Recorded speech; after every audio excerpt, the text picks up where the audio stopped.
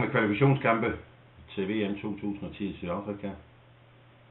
Vi er en gruppe 1, som da lodtrækningen kom, tænkte man, det her det bliver svært, måske næsten umuligt med Sverige og Portugal. Men må jeg sige, det startede helt utroligt. Danmark gik nummer 1, 7 point efter 3 kampe. Specielt overraskende resultat nede i Portugal. Og nu har vi så 2 kampe her. Malta ude og Albanien hjemme, 2 kampe, som vi skal vinde. Og det tror jeg også, vi gør. Hvis vi ikke vinder de kampe, så er den sejr nede i Portugal næsten lige meget. Så det er vigtigt. Men jeg tror også, at en hel uge sammen med Morten Olsen, landsholdet sammen med Morten Olsen på Malta, hvor det er lige meget, hvad folk synes og tænker om Morten Olsen. En dygtig træner på træningsbanen, det er han. Han har fået utrolig meget ud af truppen, tror jeg, i løbet af den her uge. Jeg tror virkelig, de vil være sammenspillet og sat op til, at det er en kamp, man skal vinde. Og det tror jeg også, Danmark gør. Man kan selvfølgelig ikke spille på, at Danmark vinder. Det er også for små til. Men der er nogle væddemål, som jeg godt kan lide. Cifretips. Jeg tror, Danmark vinder nemt. Og der kan jeg godt lide 0-3 og 0-4. Jeg tror også væddemål, der hedder, at udebaneholdet scorer i begge halvleg. Det vil sige Danmark. Det tror jeg også godt kan lade sig gøre.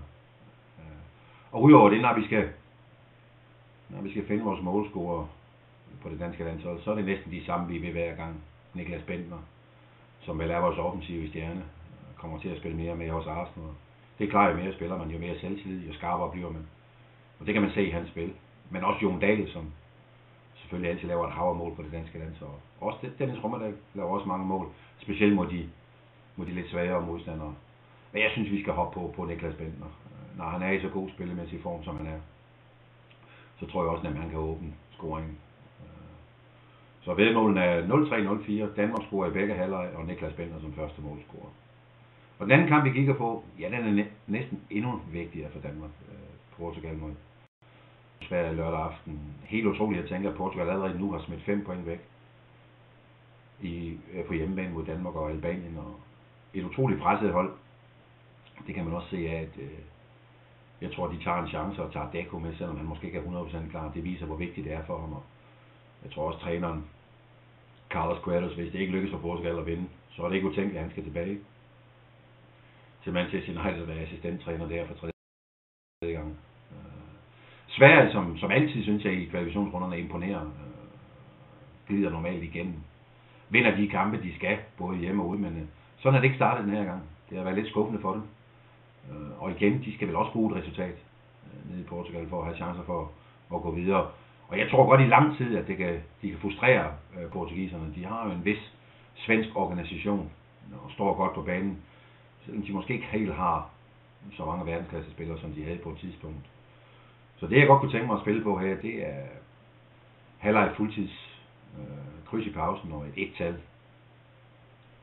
som resultat. Jeg tror på et tidspunkt i anden halvleg, der kommer der altså et pres for Portugal. Og det kan de måske ikke stå imod svenskerne. Udover det, så tror jeg, det er en under 2,5. Jeg tror ikke, der kommer mange scoringer. Selvom der normalt mange gange er mange mål i Portugals hjemmekamper. Men jeg tror, det her bliver en så taktisk affære, at der ikke kommer mange. Så det håber vi på.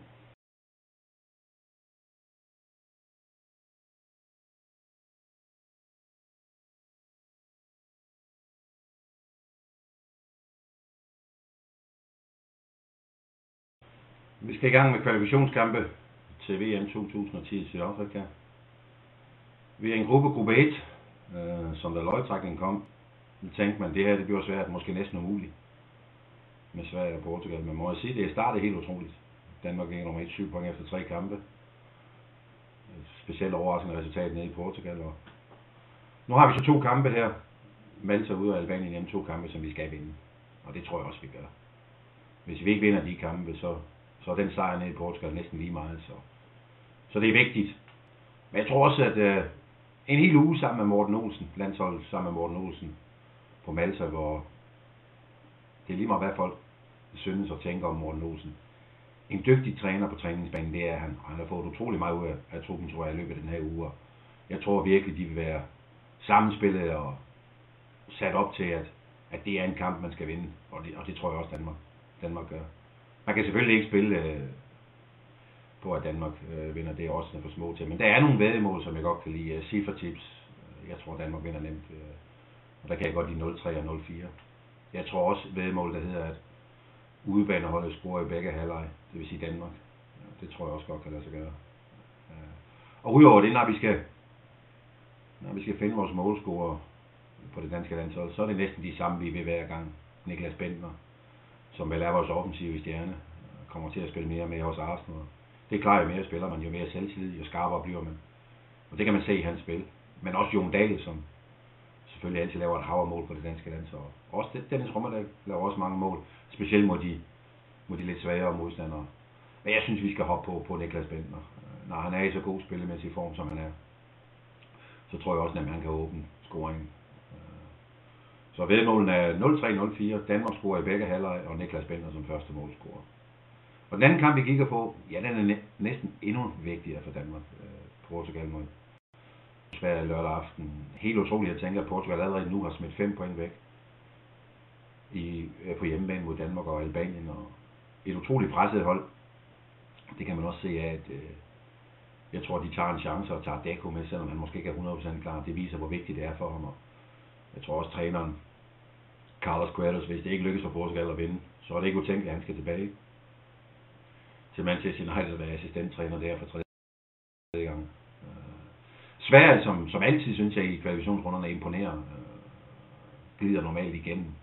Vinder de kampe, de skal, både hjemme og ude, men sådan er det ikke startet den her gang. Det har været lidt skuffende for dem. Og igen, de skal vel også bruge et resultat nede i Portugal for at have chancer for at gå videre.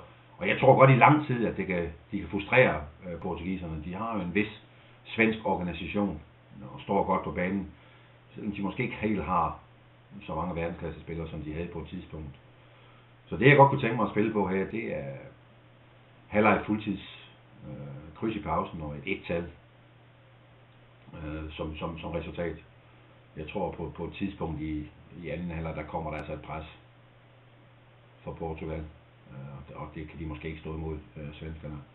Udover det, så tror jeg, det er en under 2,5. Jeg tror ikke, der kommer mange scoringer. Selvom der normalt mange gange er mange mål i Portugals hjemmekamper. Men jeg tror, det her bliver en så taktisk affære, at der ikke kommer mange.